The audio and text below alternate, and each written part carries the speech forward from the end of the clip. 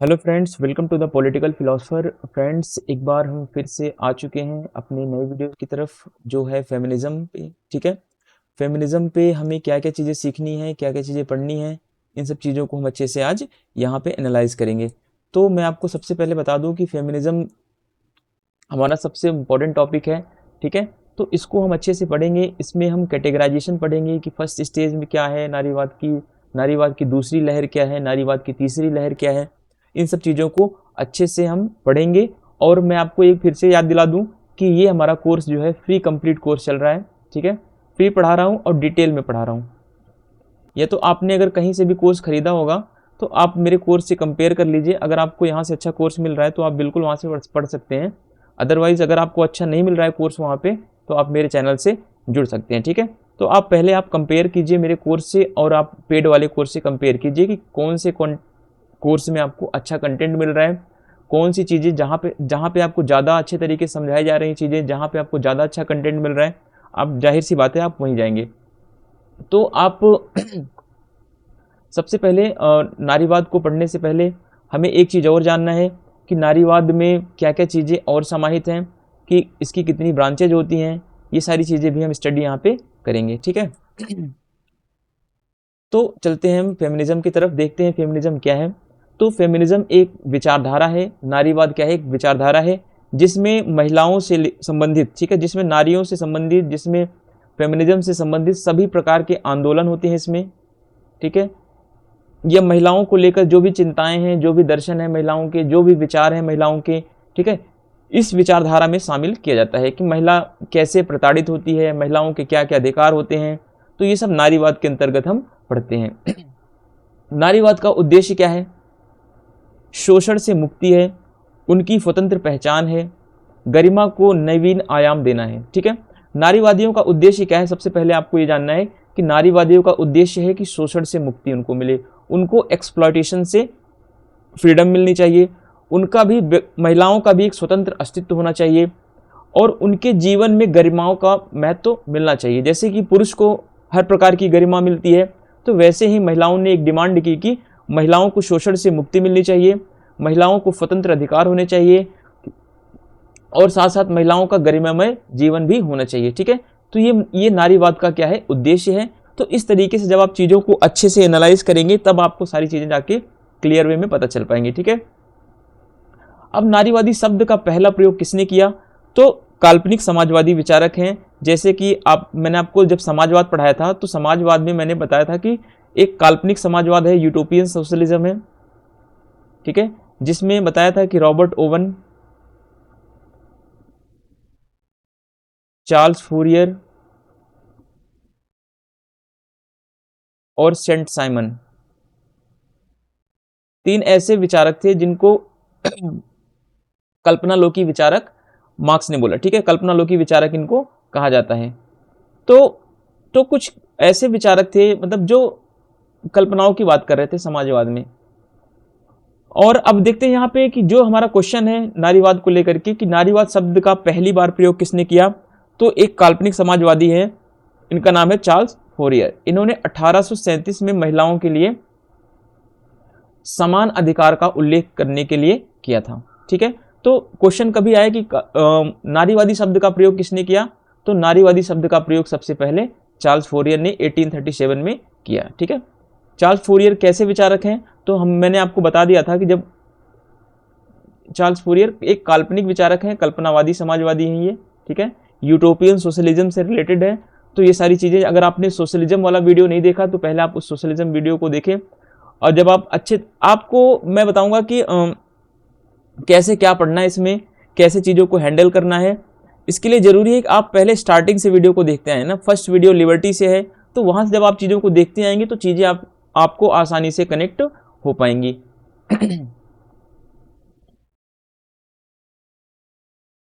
देखिए, नारीवादी विचारधारा, क्या यह परंपरागत विचारधारा है, क्या यह प्राचीन विचारधारा है? अगर क्वेश्चन में ऐसे दे देता है सीधे उठा के, नारीवादी विचारधारा जो है वो प्राचीन विचारधारा है, यह अरस्तु के समय से ही विद्यमान है, यह प्लेटो के समय से ही विद्यमान है, तो नहीं। ठीक है, तो नारीवादी जो विचारधारा है वो कैसी विचारधारा है? वो उत्तर आधुनिक विचारधारा है। उत्तर आधुनिकता का मतलब है कि ये बेसिकली 1970 के दशक के से स्टार्ट होती है ये, ठीक है, क्योंकि इसकी उत्पत्ति कैसे कब से होती है, सेकेंड वर्ल्ड वॉर के बाद से होती है। जो फेमिनिज्म की विचारधारा है, जो नारीवाद की विचारधारा है, वो सेकेंड वर्ल्ड वॉर के बाद आती है, ठीक है। यद्यपि इसका मूल आधार कहाँ पे मिलता है, मैरी वोल्स्टनक्रॉफ्ट और जे.एस. मिल के विचारों में भी पाया जाता है। अब मैरी वोल्स्टनक्रॉफ्ट कौन है, तो ये नारीवाद की माँ है, ठीक है।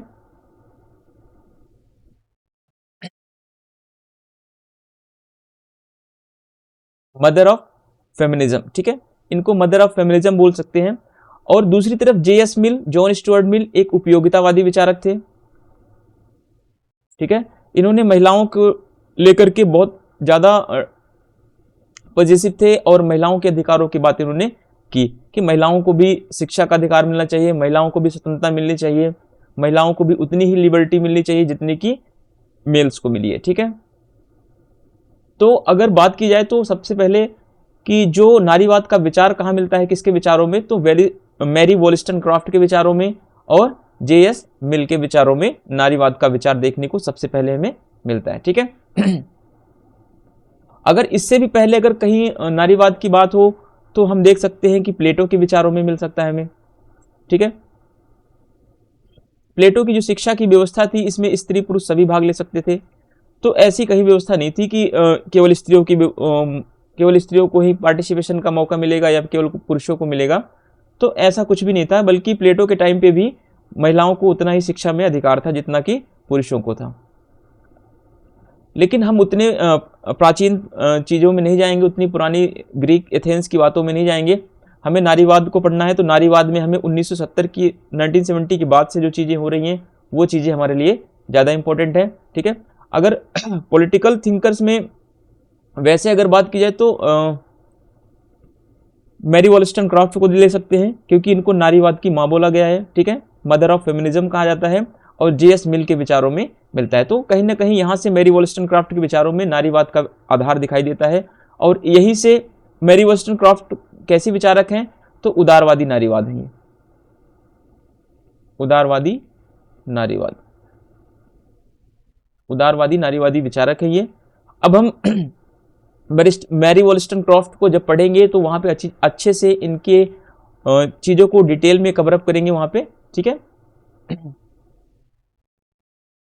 अब देखिए इन विचारकों का मतलब है मैरी वोल्स्टनक्रॉफ्ट और जे.एस. मिल ने पुरुष व महिलाओं के मध्य सार्वजनिक जीवन में भेदभाव को समाप्त करने पर बल दिया है। यानी कि दोनों थिंकर्स, चाहे मैरी वोल्स्टनक्रॉफ्ट हो और चाहे जॉन स्टुअर्ट मिल हो, दोनों ने क्या किया है, दोनों ने पुरुष और महिला, ठीक है, मेल एंड फीमेल के बीच में जो डिस्क्रिमिनेशन है, ठीक है, डिस्क्रिमिनेशन को समाप्त करने पर इन्होंने बल दिया है। बोला है कि चाहे वो पब्लिक लाइफ हो चाहे प्राइवेट लाइफ हो, ठीक है, दोनों में क्या होना चाहिए, दोनों में जो डिस्क्रिमिनेशन बना हुआ है, जो अतार्किक भेदभाव है, इसको समाप्त किया जाना चाहिए, और उतना ही अधिकार महिलाओं को भी मिले जितना कि पुरुषों को मिला हुआ है। अब देखते हैं उदारवादी विचारकों में लॉक आते हैं। बेंथम ने मानवीय समानता पर बल दिया परंतु महिलाओं की समानता की उपेक्षा की, ठीक है। तो उदारवादी विचारकों में अगर देखें तो लॉक उदारवादी विचारक हैं, बेंथम उदारवादी विचारक है, ठीक है। इन्होंने मानवीय समानता पर तो बल दिया, यानी कि इन्होंने बोला कि मानव क्या होते हैं, सभी मनुष्य समान हैं। उदारवाद का यही कॉन्सेप्ट है कि ऑल पीपुल्स आर इक्वल, ठीक है, सभी व्यक्ति क्या है, समान है। लेकिन इन्होंने महिलाओं की समानता की बात नहीं की। कहीं पर भी आप चाहे लॉक के विचारों को पढ़ लीजिए, चाहे बेंथम के विचारों को पढ़ लीजिए, कहीं पे इन्होंने महिलाओं के जिक्र की बात नहीं की कि महिलाओं को भी उतनी ही समानता मिलनी चाहिए जितनी कि पुरुषों को मिली हुई है, ठीक है। हालांकि ये उदारवादी विचारक तो हैं, इनडायरेक्टली ये कह रहे हैं कि सभी व्यक्ति समान है, चाहे वो स्त्री हो चाहे पुरुष हो, बट इन्होंने महिलाओं को लेकर के कोई अधिकारों की बात नहीं की है। तो इन सब चीज़ों को आप अच्छे से समझते चलें, ठीक है। अरस्तु और रूसो जैसे महान विचारकों ने भी महिलाओं को पुरुषों से बौद्धिक व तार्किक रूप में हीन माना है। आप अरस्तु को देख लीजिए, अरस्तु के टाइम पे जब हम पढ़ते थे कि अरस्तु ने नागरिक नहीं माना था। किसको किसको नागरिक नहीं माना था? महिलाओं को नहीं माना था, बच्चों को नहीं माना था, दासों को नहीं माना था, बुजुर्गों को नहीं माना था, शिल्पकारों को नहीं माना था, ठीक है। तो इन सब चीज़ों को इन्होंने नागरिकता में नहीं रखा था। बेसिकली इन्होंने बताया कि महिलाएं क्या होती हैं, महिलाओं की प्रकृति जो है वो अबला की प्रकृति है, वो महिलाओं में उतना सामर्थ्य नहीं होता, ठीक है। इसीलिए महिलाओं को इन्होंने नागरिकता नहीं दी थी। उधर दूसरी तरफ अगर रूसों की बात करें तो रूसों ने भी महिलाओं को लेकर के कोई भी अधिकार, कोई भी ऐसी शिक्षा की व्यवस्था का समर्थन नहीं किया। ठीक है, रूसों ने महिलाओं की समान शिक्षा का समर्थन नहीं किया। तो अगर आप क्वेश्चन इस तरीके से आ जाए कि रूसों ने महिलाओं की समान शिक्षा की बात की है, तो इस तरीके से क्वेश्चन को आपको क्रॉस करना है। ठीक है, तो जब तक आप चीज़ों को अच्छे से पढ़ेंगे नहीं, चीज़ों को रटते जाएंगे, हालांकि जब हम रूसों पढ़ेंगे तो वहां पे भी हम रूसों की चर्चा करेंगे, रूसों ने अधिकारों के ऊपर क्या बोला है, रूसों ने महिलाओं के ऊपर क्या बोला है। ठीक है, तो उन सब चीज़ों को हम वहाँ पे अच्छे से डिटेल में पढ़ेंगे। अभी हमारा मोटिव यहाँ पे है कि जो हम नारीवाद पढ़ रहे हैं, तो नारीवाद में कुछ थिंकर्स की हम चर्चा कर रहे हैं कि जैसे रूसों ने चर्चा नहीं की नारीवादियों की, और अरस्तु ने नहीं की।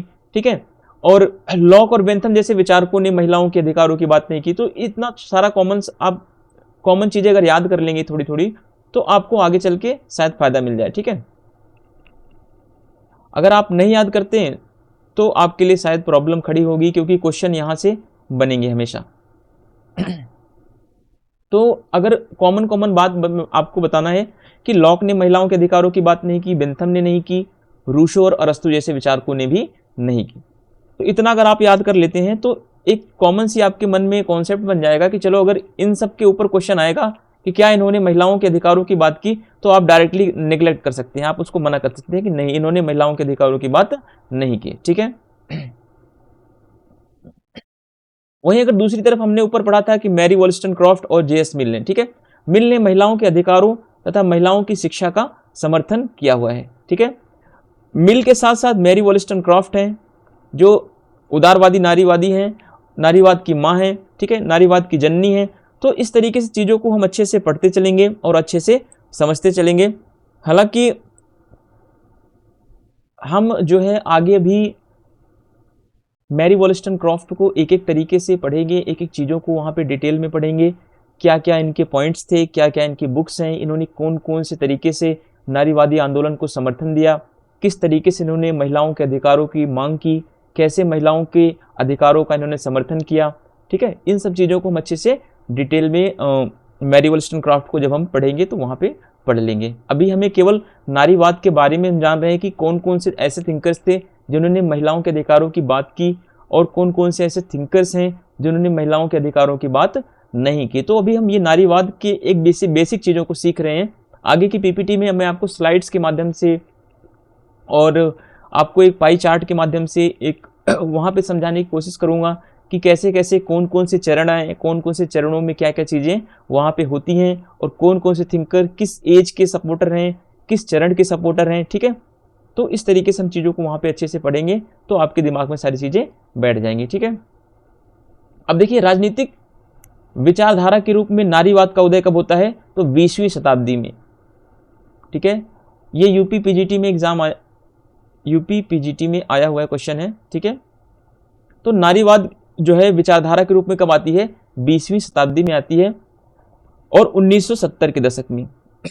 20वीं शताब्दी का मतलब है कि जब 1900 उत्तरार्ध में लिखा हुआ है ना यहाँ पे उत्तरार्ध। ठीक है, यहाँ पे अगर आप देखेंगे कि लेटर हाफ। ठीक है, लेटर हाफ का मतलब होता है कि अगर 20वीं शताब्दी है तो 1950। ठीक है, 1950 के बाद का टाइम क्या है, लेटर हाफ कहा जाएगा। ठीक है, चाहे वो 1960 हो, चाहे 1970 हो, चाहे 1980 हो। ठीक है, तो इसको हम लेटर हाफ कह सकते हैं। ठीक है, तो 1970 के दशक के बाद इसकी व्यापक पहचान बन गई, क्योंकि 1970 के बाद से क्या होता है, धीरे धीरे पूरा विश्व क्या होता है, जो पहले अंग्रेजों का गुलाम था, अंग्रेजों का उपनिवेश था, अब यहाँ से लोगों को आज़ादी मिलती है। अब यहाँ से महिलाओं ने अपने धीरे धीरे अधिकारों की डिमांड शुरू कर देते हैं। अब ये अधिकार स्टार्ट कहाँ से होता है, तो बेसिकली ये अधिकार यूरोप से शुरू होता है। महिलाओं के अधिकारों की बात यूरोप और अमेरिका जैसे देशों से शुरुआत होती है इसकी। तो कभी कभी ये क्वेश्चन आता है कि नारीवादी आंदोलन की शुरुआत कहाँ हुई, तो यूरोप और ब्रिटेन और अमेरिका जैसे देशों से इसकी शुरुआत होती है। अब यहाँ पे एक क्वेश्चन सामने आपके और आ सकता है कि आधुनिक नारीवाद की शुरुआत किसके विचारों से होती है, तो आधुनिक नारीवाद की शुरुआत जो है मैरी वॉलस्टनक्रॉफ्ट के विचारों से शुरू होती है। इनकी फेमस बुक कौन सी है, a vindication of the rights of women. ठीक है, वुमेन वीमेन जो भी आप बोले। तो अब की बार पिछले 2022 में क्वेश्चन आया नेट में, a vindication of the rights of man. Man, ठीक है, ये वाला क्वेश्चन आ गया था। और मैं ये वाला इनकी बुक मुझे याद नहीं थी, तो मैंने वीमेन वाला मुझे याद था, a vindication of the rights of women, ये वाली बुक मुझे याद थी, तो ये ऑप्शन में नहीं था, तो मैंने मैन वाला ऑप्शन टिक नहीं किया और ये क्वेश्चन मेरा गलत हो गया था, ठीक है। तो इनकी दो बुक है, a vindication of the rights of women, a vindication of the rights of man, ठीक है। अब यहाँ मैं लिख के दिखा देता हूँ आपको, अ विंडिकेशन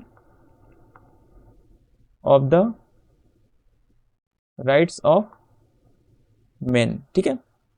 दो बुक्स हैं इनकी, ये पहली है और ये दूसरी है, बहुत सारी इनकी बुक्स हैं। जब हम लास्ट में इनके बारे में पढ़ेंगे, ठीक है, मैरी वोल्स्टनक्रॉफ्ट के बारे में पढ़ेंगे, तो वहाँ पे हम इनकी बुक्स को, कितनी बुक्स इन्होंने लिखी है, कौन कौन सी बुक ज़्यादा इंपॉर्टेंट है, उन सबको हम वहाँ पे देख लेंगे और अच्छे से वहाँ पे डिस्कस कर लेंगे, ठीक है। तो फिलहाल के लिए भी आप इनकी मेन वाली बुक और वीमेन वाली बुक दोनों याद रखें, क्योंकि कभी ये क्वेश्चन पूछेगा कि अगर कि जैसे कि आधुनिक नारीवाद की शुरुआत किसके विचारों से होती है, तो मैरी वोल्स्टनक्रॉफ्ट के विचारों से होती है। तो मैरी वोल्स्टनक्रॉफ्ट की जो इंपॉर्टेंट बुक कौन सी है, तो the vindication of the rights of women, ये वाली इंपॉर्टेंट बुक है। मेन वाली भी इंपॉर्टेंट बुक है, इनकी और बहुत सारी बुक्स हैं जो भी, वो भी इंपॉर्टेंट है। तो उन सब के बारे में हम चर्चा करेंगे, लेकिन आने वाली अगली स्लाइड्स में करेंगे, ठीक है। अब ये जो बुक लिखी गई, यह पुस्तक फ्रांसीसी क्रांति की पृष्ठभूमि पर आधारित थी। देखिए बेसिकली इसमें क्या था कि इस बुक में एडमंड बर्क, ठीक है, एडमंड बर्क ने जो रूढ़िवादी का समर्थन किया, ठीक है, कि परंपराओं को बनाए रखा जाए, प्रथाओं को बनाए रखा जाए, रूढ़ियों को बनाए रखा जाए, तो विंडिकेशन ऑफ द राइट्स में इन्होंने रूढ़ियों का, परंपराओं का, इन सब का क्या किया है, विरोध किया है। क्यों विरोध किया है मैरी वोल्स्टनक्रॉफ्ट ने, क्योंकि ये कैसी विचारक हैं, ये उदारवादी विचारक हैं। तो उदारवादी विचारक कभी भी रूढ़िवाद को सपोर्ट नहीं करते, ठीक है। उदारवादी विचारक हमेशा तर्क को सपोर्ट करते हैं, विज्ञान को सपोर्ट करते हैं, ये मूल्यों पर उतना बल नहीं देते जितना कि तर्क पर बल देते हैं, ठीक है। एक तो चीजें आपके ये समझ में आई होंगी कि vindication of the rights of women में इन्होंने क्या किया, इन्होंने एडमंड बर्क के विचारों को नकारा है। एडमंड बर्क की जो रूढ़िवादी विचारधारा थी उसको इन्होंने क्या किया, नेग्लेक्ट किया, ठीक है। और ये फ्रांसीसी क्रांति जो हुई थी 1789 में, 1789 में, सॉरी 1789 में, लिख देता हूँ अच्छे से, 1789 में फ्रांसीसी क्रांति हुई थी। तो उस फ्रांसीसी क्रांति के बाद, ठीक है, reflection on the French revolution नामक बुक लिखी एडमंड बर्क ने। उस एडमंड बर्क के अगेंस्ट में इन्होंने एक बुक और लिखा, the vindication of the rights of women, ठीक है। इसमें इन्होंने क्या किया, महिलाओं के अधिकारों की बात की, महिलाओं के अधिकारों की समानता की बात की, और इन्होंने यह डिमांड की कि महिलाओं को भी उतना ही अधिकार मिलना चाहिए जितना कि पुरुषों को मिला हुआ है, ठीक है। तो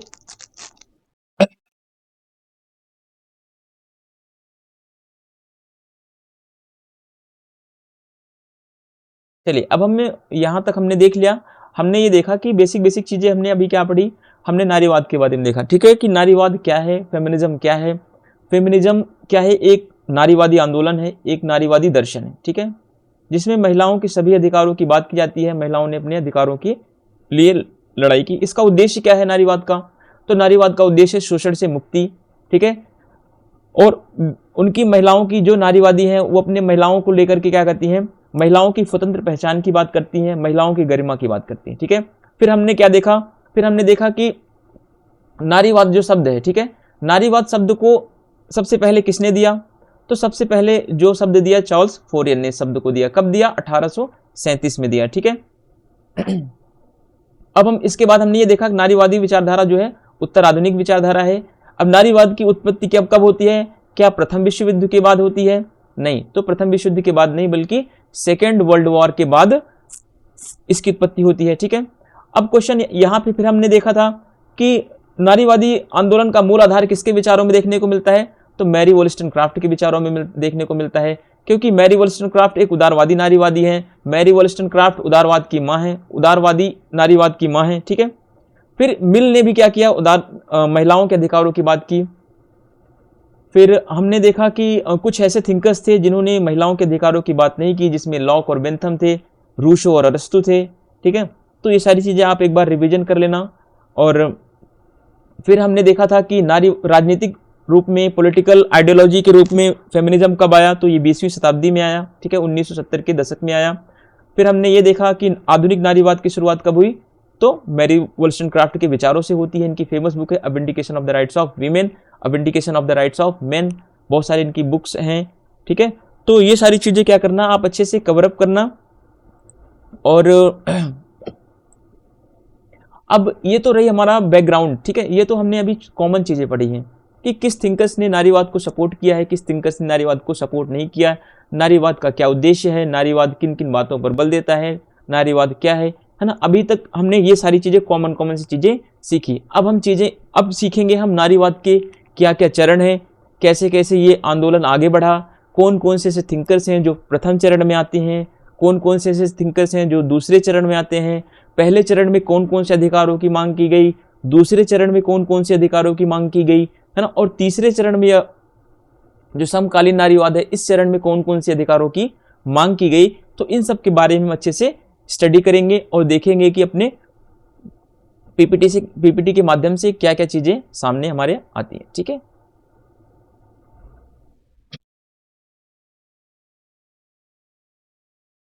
तो शायद मुझे थोड़ा सा पीपीटी को छोटा करना पड़ेगा, आई थिंक।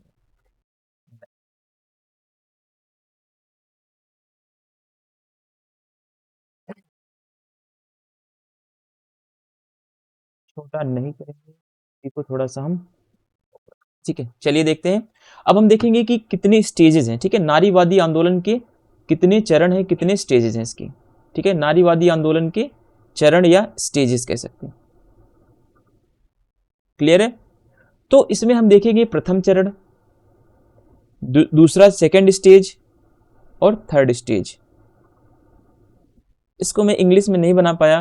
क्यों इंग्लिश में नहीं बना पाया, क्योंकि मेरे पास थोड़ा टाइम कम था, ठीक है। जैसे अगर मैं इसको कभी भी पीडीएफ में प्रोवाइड कराऊंगा तो मैं आपको इसको इंग्लिश में दे दूंगा, ठीक है, और इंग्लिश में भी इंग्लिश मीडियम वाले बच्चे भी आसानी से उसको समझ सकते हैं।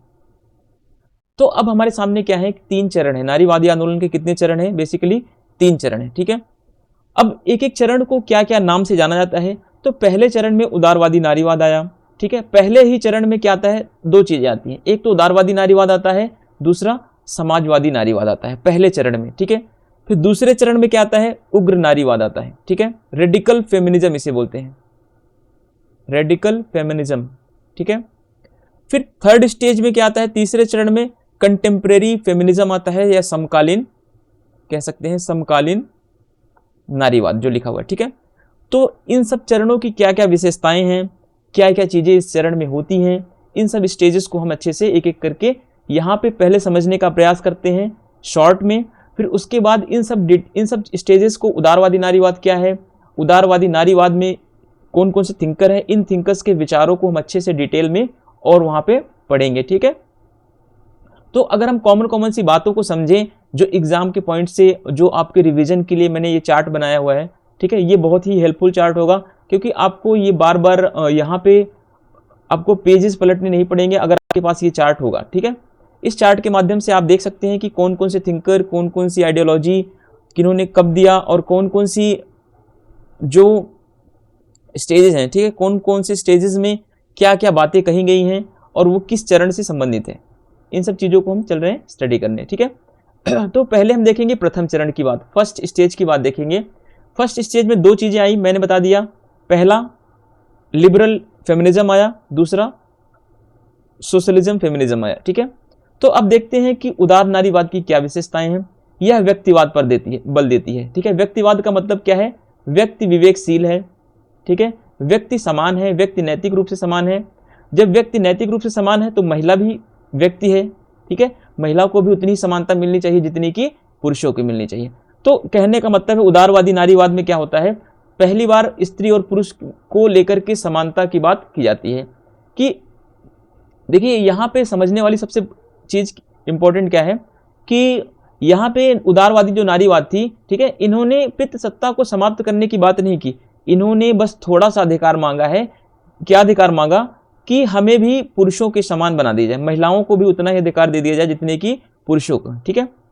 अब यहाँ पे देखिए महिलाओं ने क्या किया, उदारवादी नारीवादियों ने क्या किया, समान अधिकार की बात की। समान अधिकार जैसे समान स्वतंत्रता, समान राजनीति में भाग लेने का अधिकार, और समान रूप से जितने अधिकार पुरुष को हैं उतने ही अधिकार महिलाओं को भी होना चाहिए। अब नेक्स्ट पॉइंट है कानूनी व राजनीतिक समानता की बात यहाँ पे महिलाएं कर रही हैं, ठीक है। उदारवादी नारीवादी किस किस की डिमांड कर रही हैं फर्स्ट स्टेज में, तो कानूनी अधिकारों की बात कर रही हैं कि कानूनी समानता हमें उतनी मिलनी चाहिए जितनी कि पुरुषों को है, हमें उतनी ही राजनीतिक समानता मिलनी चाहिए जितनी कि पुरुषों को है, ठीक है। तो यहाँ पे देखिए, यहाँ पे उग्र रूप नहीं दिख रहा है इनका, ठीक है। यहाँ पे ये लिबरल बनी हुई हैं, अभी ये हाथ पैर जोड़ रही हैं कि भैया हमें क्या कर दो, हमें थोड़े से अधिकार दे दो, जितने कि पुरुषों को मिले हैं उतना ही हमें थोड़ा सा दे दो, अब हमें कुछ नहीं चाहिए, हम घर का सारा काम कर लेंगे, ठीक है, हम बच्चों को देख लेंगे, बच्चों को पाल लेंगे, सब कुछ कर लेंगे, आप जो कहोगे करेंगे, लेकिन हमें भी क्या करना चाहिए, हमें भी आप थोड़ा सा अधिकार दे दो आप, ठीक है। लेकिन अब कह रहे हैं कि इसी में कहा गया कि हमें भी थोड़ा पब्लिक सेक्टर में भी हमें पार्टिसिपेशन का मौका मिलना चाहिए, हम भी थोड़ा सा राजनीति वगैरह में भाग लें, और हम आपसे कुछ नहीं मांग रहे, हम खाना वाना तो बना देंगे आपके लिए, ठीक है, देखिए, है ना। अब देखिए नेक्स्ट, ये कह रहे हैं कि सार्वजनिक व निजी क्षेत्र क्या होने चाहिए, अलग अलग होने चाहिए। अब यहां से क्या हो रही, थोड़ी सी जैसे जैसे स्टेजेस बढ़ेंगे आगे वैसे वैसे इनके डिमांड भी बढ़ते जाएंगे। तो अब ये इन्होंने महिलाओं ने क्या बोला, उदारवादी नारीवादियों ने बोला कि सार्वजनिक क्षेत्र अलग होना चाहिए और प्राइवेट क्षेत्र क्या होना चाहिए, अलग होना चाहिए, यानी घर परिवार का मामला अलग होना चाहिए, ठीक है। घर परिवार में मानते हैं कि महिलाएं क्या करेंगी, बच्चों को देखती हैं, बच्चों की देखभाल कर सकती हैं, ठीक है। लेकिन पब्लिक सेक्टर जो है उसमें हम पुरुषों से पीछे नहीं रह सकते, ठीक है। घर का मामला अलग है, ठीक है, घर पे हमें छोड़ दो, जैसे मर्जी हम रह लेंगे, लेकिन अगर पॉलिटिकल सेक्टर की बात आए, राजनीति की क्षेत्र की बात आए या सार्वजनिक क्षेत्र की बात आए, तो वहां पे हम पीछे नहीं रहेंगे, ठीक है। घर का मामला अलग है, बट यहां पे हम क्या करेंगे, यहां पे हम पीछे नहीं रहेंगे, ठीक है। अब देखते हैं समाजवादी नारीवाद क्या है। उदारवादी नारीवाद हमने देख लिया, उदारवादी नारीवाद ने किन किन चीजों पर बल दिया, तो उदारवादी नारीवादियों ने व्यक्तिवाद पर बल दिया, क्योंकि ये उदारवादी हैं तो व्यक्ति की स्वतंत्रता की बात करेंगी, उसमें स्वतंत्रता किसी पुरुष या महिला अकेले की नहीं बल्कि सभी की स्वतंत्रता की बात ये करेंगे, ठीक है। अगर खासकर इन्होंने, इनका जो उद्देश्य रहा है खास करके देखा जाए तो ये महिलाओं के ऊपर ही बात कर रही हैं, क्योंकि पुरुषों को तो ऑलरेडी स्वतंत्रता मिल ही चुकी है, ठीक है। तो इनका जो बेसिक उद्देश्य रहा है महिलाओं के अधिकारों की बात को लेकर के इन्होंने बोला हुआ है, तो व्यक्तिवाद पर ये बल दे रही हैं, समान अधिकारों की बात कर रही हैं, महिलाओं के लिए सारी बातें हो रही हैं, ध्यान रखना, ठीक है। ये सारी चीजें किसके लिए हो रही हैं, महिलाओं के लिए हो रही हैं, क्योंकि पुरुषों को ये सारी चीजें पहले से मिल चुकी हैं, ठीक है। ये कह रहे हैं कि महिलाओं को भी कानूनी और राजनीतिक रूप से समानता मिलनी चाहिए, महिलाओं को भी सार्वजनिक क्षेत्र में या पॉलिटिकल सेक्टर में या पब्लिक सेक्टर में उनको भी पार्टिसिपेशन का मौका मिलना चाहिए। और उदारवादी नारीवादी कह रहे हैं कि पब्लिक सेक्टर अलग होना चाहिए और प्राइवेट सेक्टर अलग होने चाहिए, ठीक है। यानी घर परिवार का मामला अलग होना चाहिए और राजनीति का मामला, बाहरी क्षेत्र जो है वो अलग होने चाहिए। अब दूसरी तरफ आती हैं समाजवादी नारीवाद, जो प्रथम चरण से ही निकली हुई दो विचारधाराएं, ठीक है। अब इसमें क्या बोला गया है, ये कह रहे हैं शोषण के अंत की बात कर रहे हैं। शोषण का अंत इन्होंने बोला, शोषण का अंत एक तो पूंजीवादी शोषण करता है हमारा, पूंजीवादी शोषण से महिलाओं को मुक्ति मिलनी चाहिए, दूसरा पुरुषों के शोषण से मुक्ति मिलनी चाहिए। तो ये सारी चीजें कह रहे हैं कि शोषण का अंत हमें चाहिए, ठीक है। फिर ये कह रहे हैं कि बुर्जुआ समाज का अंत होना चाहिए, क्योंकि पूंजीवादी समाज जो होता है वो क्या करता है, महिलाओं का शोषण करता है, गरीबों का शोषण करता है, बच्चों का शोषण करता है, ठीक है। फिर ये पूंजीवाद के विनाश पर बल दे रही हैं, क्योंकि ये मार्क्सवाद से प्रभावित हैं, पूंजीवाद के अंत की बात ये करेंगे ही करेंगे, ठीक है। फिर ये कह रहे हैं पूंजीवाद व सत्तात्मकता का आपसी क्या होता है, जुड़ा होता है। ये कह रहे हैं कि जहां जहां पे पूंजीवाद होगा, ठीक है, यानी कि समाजवादी नारीवादी कह रहे हैं कि जहां जहां पे पूंजीवाद होगा वहां पे पैट्रियार्की अपने आप आ जाएगी, वहां पे पितृसत्ता अपने आप आ जाएगा, यानी कि वहां पे पुरुषों की प्रधानता अपने आप स्थापित हो जाएगी। तो ये कह रहे हैं कि पूंजीवाद का अंत कर दो, वहीं से अपने आप क्या हो जाएगा, पितृसत्ता का अंत हो जाएगा, यानी कि पुरुष प्रधानता का अंत हो जाएगा, ठीक है। फिर देखिए ये कह रहे हैं कि आर्थिक समानता मिलनी चाहिए, आर्थिक समानता के माध्यम से लैंगिक समानता पर बल दे रहे हैं। ये कह रहे हैं कि जितनी आर्थिक समानता पुरुषों को मिली है, जितना अधिकार आर्थिक क्षेत्र में पुरुषों को है, उतना ही आर्थिक अधिकार जो है वो महिलाओं को भी मिलना चाहिए। अगर इतना अधिकार मिल गया तो क्या हो जाएगा, तो लैंगिक समानता आ जाएगी, फिर जेंडर इक्वलिटी आ जाएगी, ठीक है। तो इस तरीके से समाजवादी नारीवादियों ने डिमांड की है। तो जो हमारा वीडियो होगा, ये जाहिर सी बात है कि ये 5 से 6 घंटे का वीडियो बनेगा। मेरा ये काम नहीं है कि मैं 1 घंटे में आपको नारीवाद या फेमिनिज्म पढ़ा के खत्म कर दूं, ये ब्रांचेज हैं, ये है, ये बस, ठीक है। तो ऐसा हमें नहीं करना, क्योंकि मैं कोई पेड कोर्स नहीं पढ़ा रहा हूँ, मैं फ्री कोर्स पढ़ा रहा हूँ। तो फ्री का मतलब मैं ऐसे नहीं कि मैं आपको कुछ भी पढ़ा के निकल जाऊँ, ठीक है। मैं वो चीज़ें पढ़ाऊँगा जो ज़िंदगी भर आप याद रखें और आप दूसरों को बता सकें कि किसी टीचर ने कुछ, अब मैंने फ्री पढ़ाया तो फ्री का मतलब फ्री नहीं होता, ठीक है। क्योंकि मैंने कभी भी, मैं कोचिंग पढ़ाना इसलिए छोड़ दिया हूँ अभी फ़िलहाल के लिए, क्योंकि कोचिंग क्लासेस क्या करती हैं, उन्होंने ये बोला कि सर आप 4 महीने में कोर्स को कंप्लीट कराओ, ठीक है। तो नेट जेआरएफ का कोर्स 4 महीने में कैसे कोई कंप्लीट करा सकता है, आप 2 घंटे डेली पढ़ा के नहीं करा सकते, ठीक है। उन्होंने बोला सर यहाँ पे हमारे पास 400 बच्चे हैं, ठीक है, 400 बच्चे हैं तो उनको हम 4 महीने में कवर कराएंगे, ठीक है। तो मैंने कहा 4 महीने में अगर 2 घंटे भी डेली क्लास होगी तो भी ये कवर अप नहीं हो पाएगा, हमें छोड़ना पड़ेगा, शॉर्ट में पढ़ाना पड़ेगा। उन्होंने बोला कि हाँ शॉर्ट में पढ़ा दीजिए। तो मैंने कहा मैं इससे ना तो मैं संतुष्टि मुझे मिलती है और ना ही बच्चों को मिलेगी, ना तो आपकी कोचिंग का अच्छा रिजल्ट आएगा। तो उन्होंने बोला सर रिजल्ट को कौन देखता है। मैंने कहा चलो सर आप देख लो। फिर मैंने एक बैच पढ़ाया वहाँ पे, फिर मुझे अच्छा नहीं लगा और फिर वहाँ से कोचिंग स्किप कर दिया, ठीक है। और मैं फ़िलहाल अभी दिल्ली विश्वविद्यालय में पढ़ा रहा हूँ और डीयू से जुड़ा रहूँगा हमेशा। और वहाँ पे जुड़ने का एक फ़ायदा होता है कि वहाँ पे हम प्रोफेसर से मिलते रहते हैं, वहाँ पे कुछ बातें होती हैं हमारी, कैसे क्या होता है कैसे क्या नहीं होता है, इन सब चीज़ों को भी हम देखते रहते हैं, ठीक है। अब देखिए समाजवादी नारीवादियों की कुछ इंपॉर्टेंट थिंकर्स हैं, जैसे एंगल्स हैं, ठीक है, चार्ल्स फोरियर हैं। चार्ल्स फोरियर कैसे विचारक हैं, काल्पनिक समाजवादी हैं, सॉरी काल्पनिक समाजवादी विचारक हैं, हाँ ठीक है, काल्पनिक समाजवादी हैं। लेकिन चार्ल्स फोरियर ने ही क्या किया है, सबसे पहले नारीवाद शब्द का प्रयोग किया है, ठीक है। फिर रॉबर्ट ओवेन है, शीला रोबाथम है। तो ये ऐसे कुछ थिंकर्स हैं जो समाजवादी नारीवाद से जुड़े हुए हैं। तो अगर हमने यहाँ पे नहीं देखा होगा कि उदारवादी नारीवाद के कौन कौन से थिंकर्स हैं, तो मैरी वॉलस्टनक्रॉफ्ट हैं, जे.एस. मिल हैं, बेटी फ्रीडन है। बेटी फ्रीडन और एक और है इसमें, बेटी फ्रीडन के साथ साथ कैरोल पैटमैन है, ठीक है, कैरोल पैटमैन, ठीक है, कैरोल पैटमैन भी है। तो कैरोल पैटमैन और बेटी फ्रीडन जो है वो समकालीन उदारवादी हैं, ये बात ध्यान रखना, कंटेम्प्रेरी लिबरलिज्म से रिलेटेड है, समकालीन उदारवादी नारीवादी। और मैरी वॉलस्टनक्रॉफ्ट क्या है, परंपरागत उदारवादी हैं, ट्रेडिशनल लिबरलिज्म से रिलेटेड है, ठीक है। जे.एस. मिल भी परंपरागत उदारवाद में ही आते हैं। और बेटी फ्रीडन और कैरोल पैटमैन ये दोनों थिंकर्स ऐसी हैं जो समकालीन उदारवादी विचारिका हैं, ठीक है। तो अब हम देखते हैं उग्र नारीवाद को लेकर। अब हमने पहला स्टेज पढ़ लिया, पहला चरण पढ़ लिया, ठीक है। अब हम चलते हैं दूसरे चरण की ओर। पहले चरण में क्या डिमांड हुई, बेसिकली पहले चरण में अगर कॉमन चीजें देखें तो एक बार मैं आपको बता देता हूं यहां से।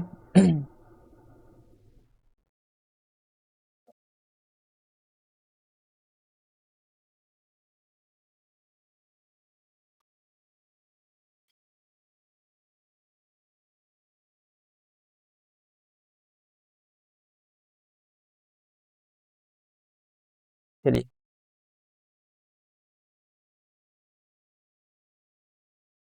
देखिए, अगर यहाँ पे अगर मैं समझाऊं आपको पहले चरण में क्या क्या बातें हुई, तो पहले चरण में एक तो जो उदारवादी नारीवादी थी, ठीक है, यहाँ पे उदारवादी नारीवादियों ने क्या बोला, पहले चरण में समानता की बात कर दी, ठीक है।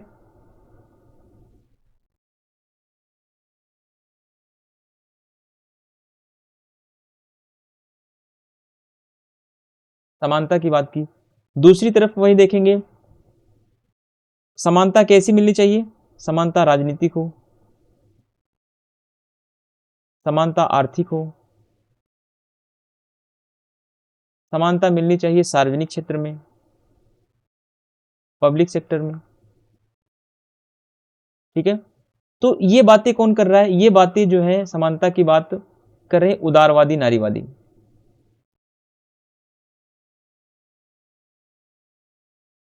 ये तो पहले चरण की बात है, ठीक है। पहले चरण में एक तो उदारवादी नारीवाद आया, फिर पहले ही चरण में एक विचारधारा और आई सामने, कौन सी आई, समाजवादी नारीवाद,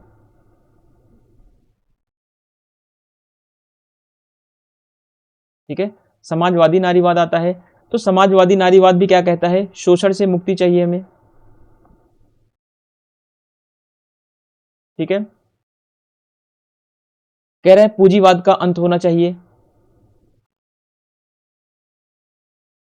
फिर कह रहे हैं कि पूंजीवाद जब तक रहेगा समाज में तब तक पितृसत्ता बनी रहेगी, ठीक है, तब तक क्या रहेगा, पैट्रियार्की का प्रभाव रहेगा। इसीलिए पूंजीवाद को खत्म करो और अपने आप पैट्रियार्की समाप्त हो जाएगी, ठीक है। पूंजीवाद के समाप्त होने के बाद फिर इन्होंने बोला कि महिलाओं को क्या मिलना चाहिए, महिलाओं को भी आर्थिक क्षेत्र में समानता मिलनी चाहिए, आर्थिक क्षेत्र में समानता मिलनी चाहिए, है ना। और ये कह रहे हैं कि आर्थिक क्षेत्र में समानता मिल जाएगी, तो ये कह रहे हैं कि आर्थिक क्षेत्र में समानता मिलने के साथ साथ हमें लैंगिक क्षेत्र में भी समानता अपने आप मिल जाएगी।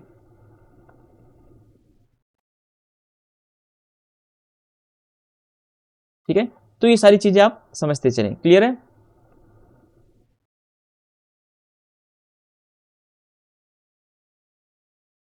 चलिए अब देखते हैं हम अपने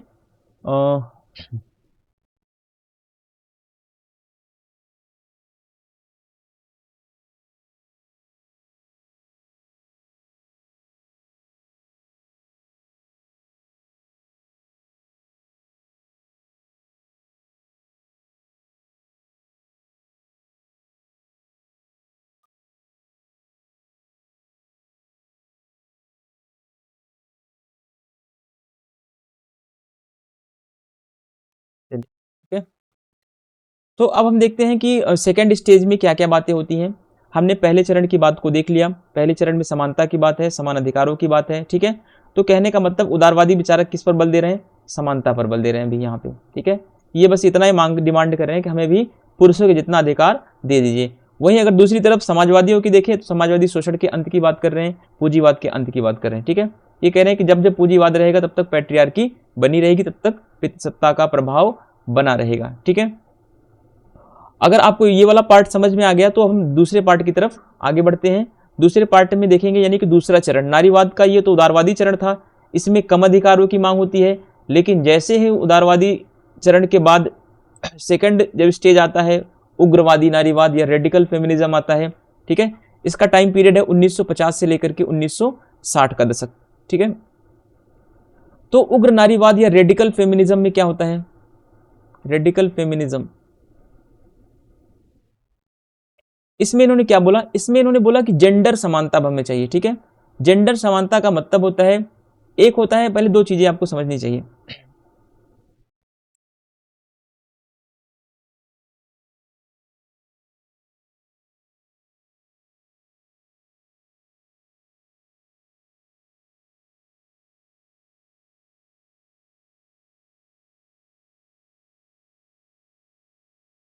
एक होता है सेक्स, ठीक है, दूसरा होता है जेंडर। अब सेक्स क्या होता है, सेक्स होता है बायोलॉजिकल। बायोलॉजिकल का मतलब होता है कि हम सेक्स के माध्यम से हम आइडेंटिफाई कर सकते हैं, पहचान सकते हैं कि यह महिला है या पुरुष है, ठीक है, यह महिला है या पुरुष है। तो जो सेक्स होता है, ठीक है, ये बाय नेचर होता है, ये प्रकृति द्वारा निर्धारित होता है, इसको समाज निर्धारित नहीं करता है, ठीक है। वहीं अगर जेंडर की बात की जाए, जेंडर क्या है, जेंडर एक कल्चरल कॉन्सेप्ट है, यह एक सांस्कृतिक संकल्पना है, सांस्कृतिक संकल्पना है।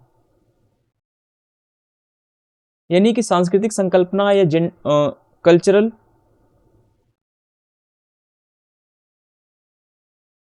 कॉन्सेप्ट है ये। कल्चरल कॉन्सेप्ट का मतलब होता है कि जेंडर किसने बनाया, ठीक है, यानी कि ये समाज ने बनाया है, ठीक है, यह समाज द्वारा निर्धारित होता है। जेंडर क्या है, समाज द्वारा निर्धारित है, समाज द्वारा क्या निर्धारित होता है, यह स्त्री है, यह पुरुष है, ठीक है। इसमें जो डिसाइड किया जाता है, इसमें स्त्रियों को हीन माना जाता है, स्त्रियों को अबला माना जाता है, स्त्रियों को दीनहीन या दयनीय स्थिति में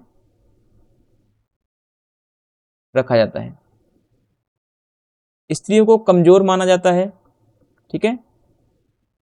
तो ये तो जेंडर जो होता है, जेंडर बहुत ही मतलब खराब चीज है, ठीक है। अब अब देखिए कभी भी गवर्नमेंट का फॉर्म आता है तो वहां पे आपको सेक्स देखने को नहीं मिलता, ठीक है, जेंडर देखने को नहीं मिलता कि आपका जेंडर क्या है, क्योंकि जेंडर क्या है, जेंडर अपने आप में एक बायस्ड कॉन्सेप्ट है, ठीक है, क्योंकि जेंडर का कॉन्सेप्ट समाज ने बनाया है, ठीक है। इसमें यह निर्धारित किया जाता है कि यह महिला है और यह पुरुष है, ठीक है। महिला को इसमें निम्न दृष्टि से देखा जाता है, तो इसलिए गवर्नमेंट कोई भी फॉर्म निकालती है तो आप बहुत अच्छे तरीके से देखें कि वहां पे आपका सेक्स लिखा होता है कि सेक्स आपका क्या है, ठीक है, क्योंकि सेक्स में बायोलॉजिकली डिफरेंस करते हैं कि आप महिला हो या पुरुष हो या आप थर्ड जेंडर हो, ठीक है। तो इससे सेक्स और जेंडर में आप थोड़ा सा अंतर समझ लीजिए, ठीक है, क्योंकि यह प्रकृति द्वारा निर्धारित होता है। सेक्स क्या होता है, प्रकृति द्वारा निर्धारित होता है।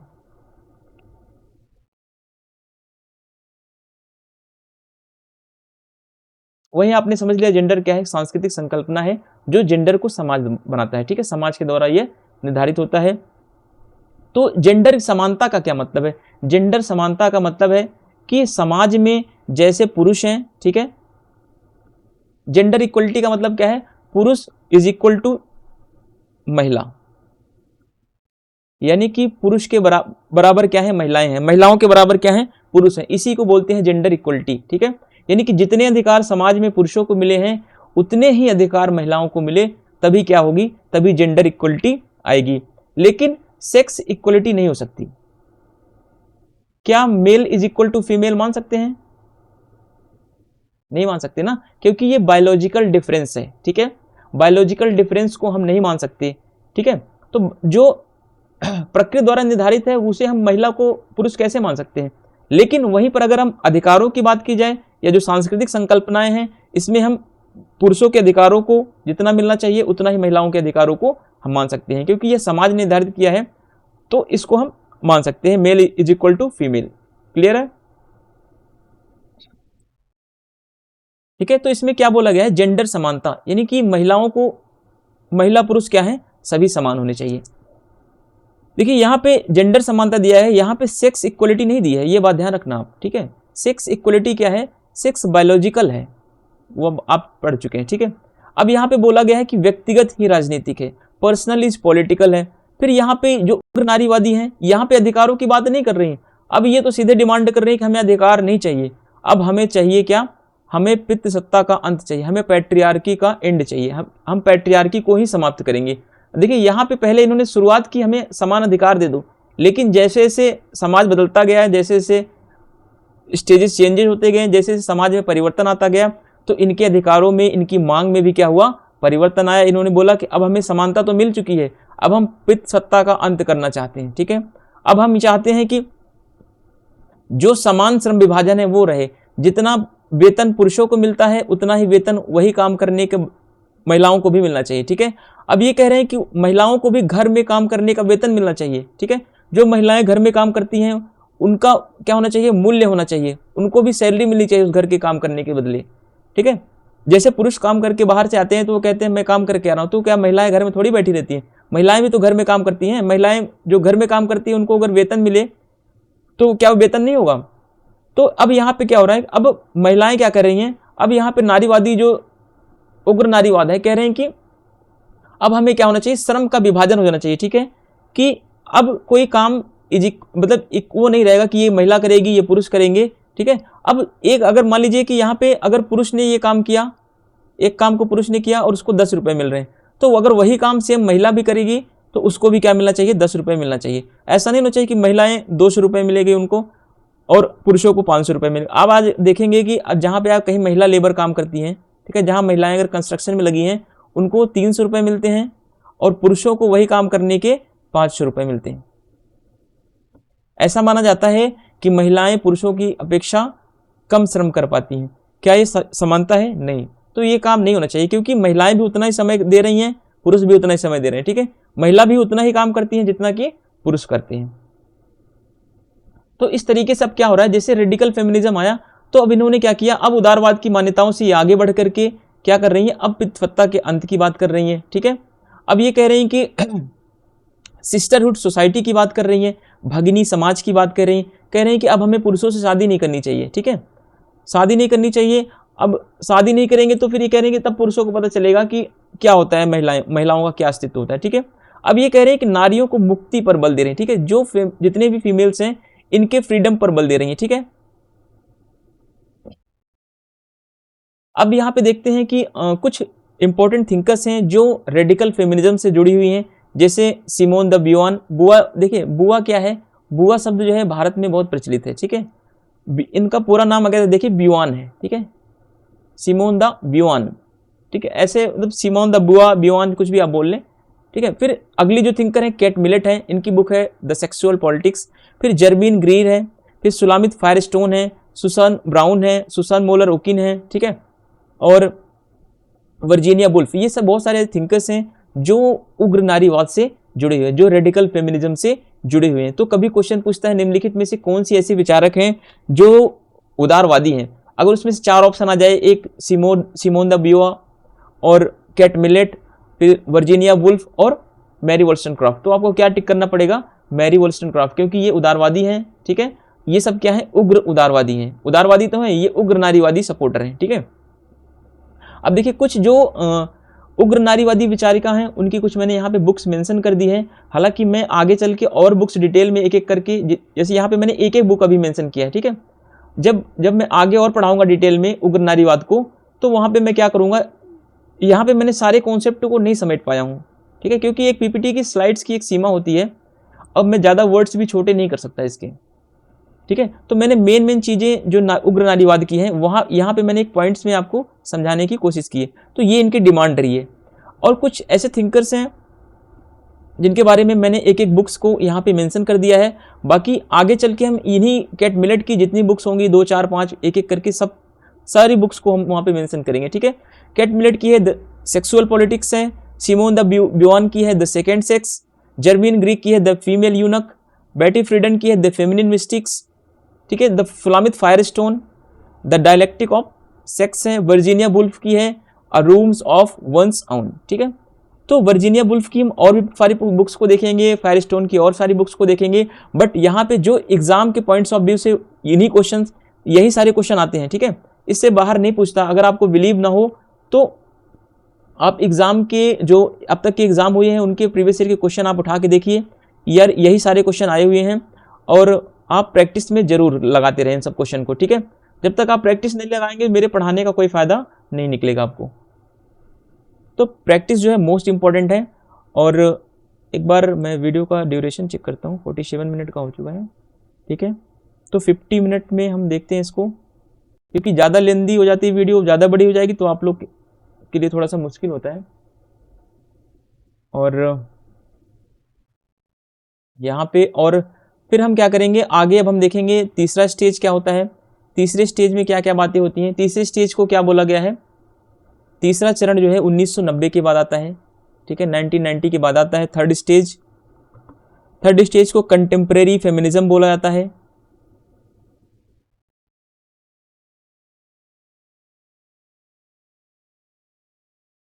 हो सकता है इंग्लिश लिखने में गलती हो जा रही हो, गलती का मतलब स्पेलिंग थोड़ी सी मिस्टेक हो सकती है, ठीक है। तो कंटेम्प्रेरी फेमिनिज्म की क्या क्या डिमांड रही है, जैसे यहाँ पे मैंने लिख दिया, तो यहाँ पे एक डिमांड नहीं रही है, यहाँ पे बहुत सारी डिमांड थी जिसको मैंने यहाँ पे नहीं लिखा। जैसे कि महिला महिला में भेदभाव होता है, ठीक है, महिला महिला में ही भेदभाव होता है, ठीक है। ये कौन बात कर रहा है, ये ब्लैक फेमिनिज्म की बातें हैं, ठीक है। पर्यावरणीय आंदोलन की बात हो रही है यहाँ पे, एनवायरमेंटल आंदोलन की बात हो रही है, ठीक है। फिर यहाँ पे उत्तर आधुनिकतावादी नारीवादी आती हैं, कुछ वहाँ पे भी बातें कर रही हैं। फिर यहाँ पे महिलाओं ने जो प्रकृति की बात की है, प्रकृति पर जो पुरुषों ने कंट्रोल बना लिया है, उन सब की बात होती है।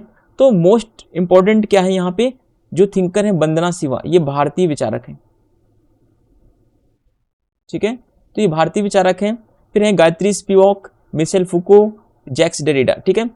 मिशेल फुको, जैक्स डेरिडा क्या है, ये सब उत्तर आधुनिकतावादी विचारक हैं, उत्तर संरचनावादी विचारक हैं। इन सबको जब हम उत्तर आधुनिकतावाद पढ़ेंगे, इसके बाद बहुसंस्कृतिवाद पढ़ेंगे, तो वहाँ पे हम सारी चीज़ों को अच्छे से और डिटेल में पढ़ेंगे। यहाँ पे बस हमें थोड़ा सा ये चीज़ें समझनी है कि हम क्या क्या चीज़ें यहाँ पे और कर सकते हैं, अच्छा, ठीक है। तो समकालीन उदार, अब हम क्या देखेंगे, अब हम जो हमारी अगली ये तो चरण हो गए, ठीक है। ये तो नारीवाद के क्या क्या, फेमिनिज्म के कितने स्टेजेस हैं। अब इसके बाद हम देखेंगे कि कुछ टाइप्स होते हैं नारीवाद के, ठीक है। नारीवाद के क्या क्या प्रकार हैं, कितने प्रकार हैं, जैसे कि नारीवाद के टाइप्स ऑफ फेमिनिज्म, उदारवादी नारीवाद क्या है, ये वही सारी चीज़ें ऊपर वाली यहाँ पे मिलेंगी आपको। फिर उग्र नारीवाद क्या है, समाजवादी नारीवाद क्या है, ठीक है। ये सारी चीज़ें पढ़ने के बाद हम देखेंगे यहाँ पे कौन कौन से थिंकर्स हैं, कैसे क्या क्या इन्होंने, जो ऊपर की बातें हैं सेम यहाँ पे आपको देखने को मिलेंगी। यहाँ पे टाइप्स देखने को मिलेंगी, यहाँ पे आपको स्टेजेस देखने को मिलेंगे, ठीक है। फिर उसके बाद कुछ फेमिनिज्म के अन्य टाइप्स हैं, ठीक है। ये मेरे चैनल का नाम है the political philosopher. Please channel को लाइक करें, सब्सक्राइब कर दें और शेयर करें, और जिससे कि मैं भी थोड़ा मोटिवेट हो जाऊँ। आप लोग देखते हैं, कमेंट करेंगे तो मुझे अच्छा लगता है, फिर मेरे अंदर भी थोड़ी सी मोटिवेशन बढ़ती है कि नहीं मुझे करना है, मैं वीडियो बनाऊँगा, दो भी बनाऊँगा वीडियो, ठीक है। फिर देखिए जैसे कि फेमिनिज्म के कुछ अन्य टाइप्स हैं, जैसे ब्लैक फेमिनिज्म क्या है, उत्तर उपनिवेशीवादी नारीवाद क्या है, उत्तर आधुनिक नारीवाद क्या है, पारिस्थितिकी नारीवाद क्या है, उत्तर नारीवाद क्या है। तो इनके बारे में हमने थोड़ा सा यहाँ पे डिटेल में चर्चा हम आगे करेंगे, बट हमने यहाँ पे आपकी रिवीजन के लिए, ठीक है, बहुत सारा मेहनत किया हुआ है। फिर यहाँ पे हम ये स्टडी कर लेंगे अब अगली वाले पार्ट में, ठीक है। फिर देखिए अब ये स्टडी करने के बाद हम क्या करेंगे, फिर हमारा स्टार्ट होगा उदारवादी नारीवाद से, ठीक है, जो हम नारीवाद के चरणों की बात कर रहे थे यहाँ पे, ठीक है। उदारवादी नारीवाद पढ़ेंगे, फिर समाजवादी नारीवाद पढ़ेंगे, फिर उग्र नारीवाद पढ़ेंगे, फिर समकालीन नारीवाद पढ़ेंगे। जैसे कि समकालीन नारीवाद क्या है, समकालीन नारीवाद के ये सारे चरण हैं। अब इसको अगर मैं थोड़ा सा कर दूंगा, ब्रैकेट में यहाँ डाल दूंगा जैसे मैं कि समकालीन नारीवाद, ठीक है। ये क्या है, ये नारीवाद के जो अन्य प्रकार हैं इसको समकालीन नारीवाद भी कह सकते हैं, इसको ब्लैक फेमिनिज्म, ये सारी चीज़ें आती हैं इसमें, ठीक है। तो इसमें जो सबसे ज़्यादा इंपॉर्टेंट क्या है, पारिस्थितिकी नारीवाद, जिसमें वंदना शिवा की कुछ बुक्स आएंगी, ठीक है। इनको पूछा जाता है इसमें क्या क्या कॉन्सेप्ट आता है, इन सब चीज़ों को हम अच्छे से अगली क्लास में डिटेल में पढ़ेंगे। अगर वीडियो आपको पसंद आई हो तो प्लीज़ चैनल को लाइक कर देना, सब्सक्राइब कर लेना और चैनल को शेयर करना, ठीक है। तो अब मिलते हैं अगले पार्ट में, अगली वीडियो में, और तब तक के लिए बाय बाय। आप लोग ख्याल रखें अपना, वीडियो को पूरा देखें, प्लीज़ पूरा देखें, वीडियो को स्किप ना करें, ठीक है। क्योंकि ये क्या है, ये आप कॉलेज के एग्ज़ाम में प्रिपरेशन कर रहे हैं, कॉलेज का आप अगर DU में पढ़ रहे हैं, JNU में पढ़ रहे हैं, कहीं भी पढ़ रहे हैं, तो ये भी तब भी आपके ये काम आएगा, ठीक है। और अगर आप UPSC की तैयारी कर रहे हैं तो भी आपके ये काम आएगा। अगर आप जो है UPTGT, PGT, असिस्टेंट प्रोफेसर और नेट JRF किसी भी एग्ज़ाम की प्रिपरेशन कर रहे हैं, ठीक है, उन सब में ये सारा जो है वीडियो काम आने वाला है आपका। तो किसी एक पॉलिटिकल साइंस किसी एक स्पेशल टॉपिक के लिए नहीं बनाया था, किसी एक स्पेशल एग्जाम के लिए नहीं बनता, बल्कि पॉलिटिकल साइंस में जितने भी एग्जाम होते हैं सब के लिए एक ही वीडियो आपकी इनफ होगी, ठीक है। Thank you, thanks for watching.